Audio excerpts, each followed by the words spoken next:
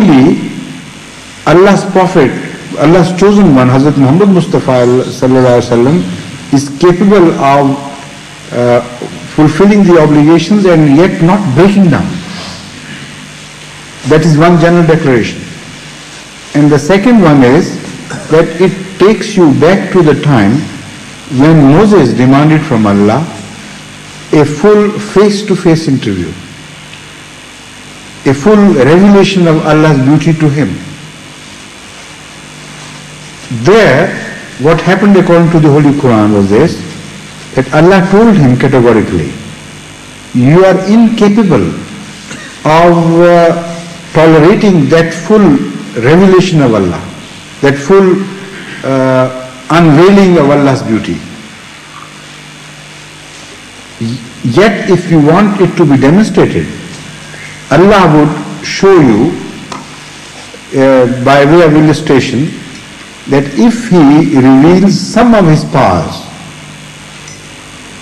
upon a mountain, the mountain would shatter before your eyes to pieces. So that was the first demonstration given to Hazrat Moses.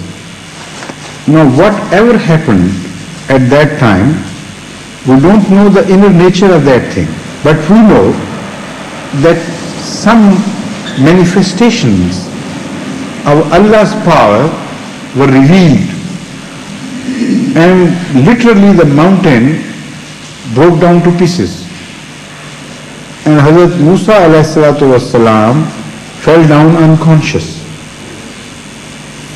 So I understand by that this verse refers to that incident.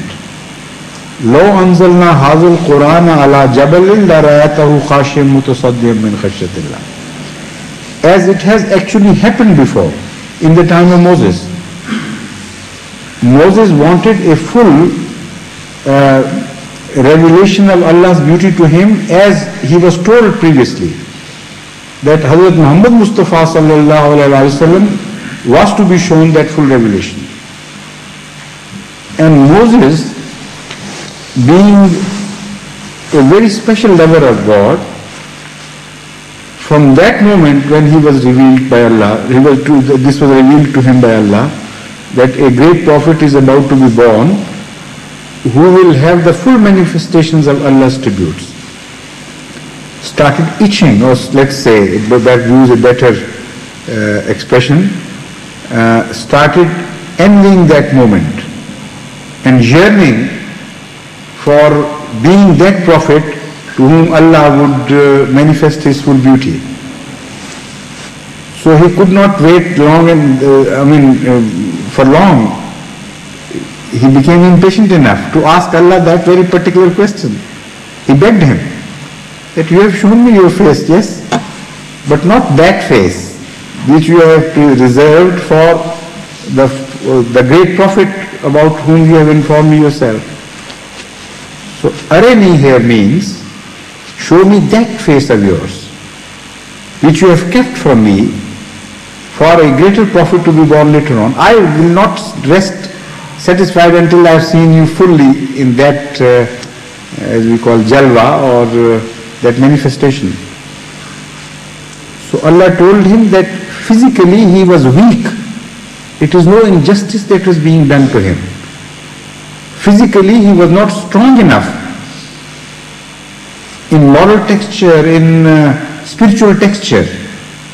He fell much shorter in stature than the prophet to come. So if Allah showed that full revelation to him, he will not be able to tolerate it. He will, go into smithereens, shatter into smithereens.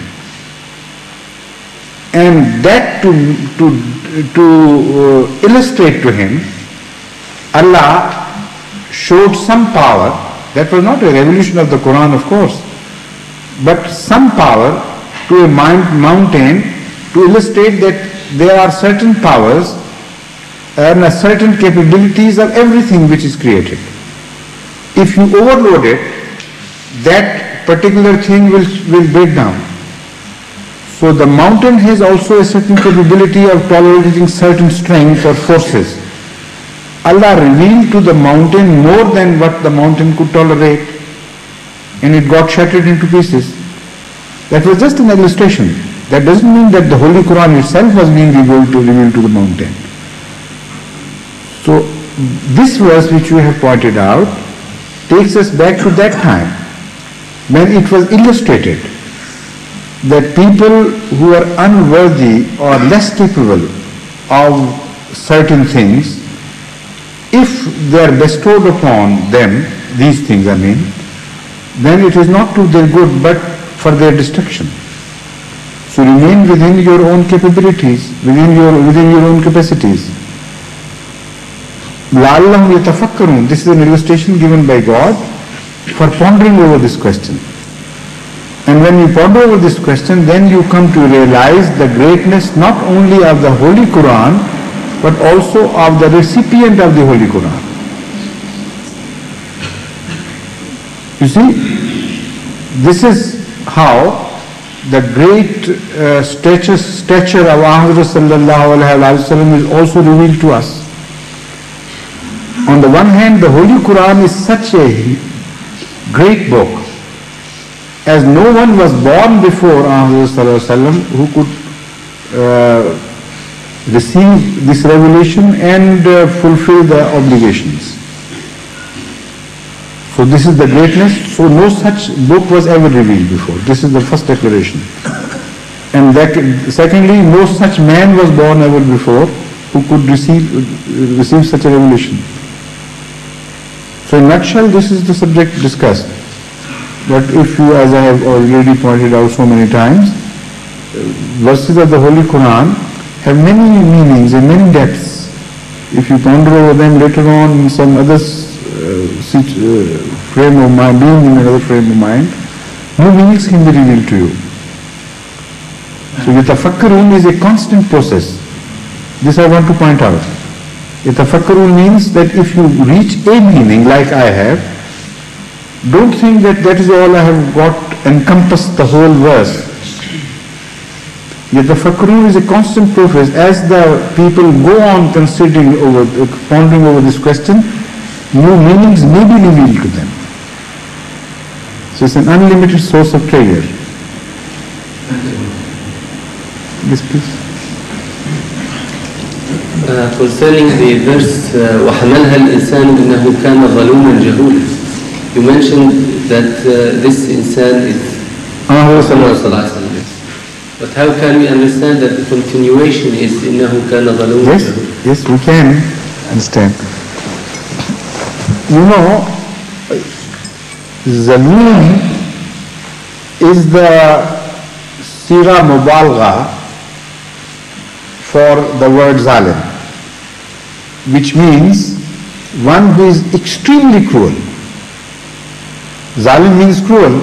Zaloom is who is not only extremely cruel, but it has also a quality of Sifat Mushabba, of constancy about it.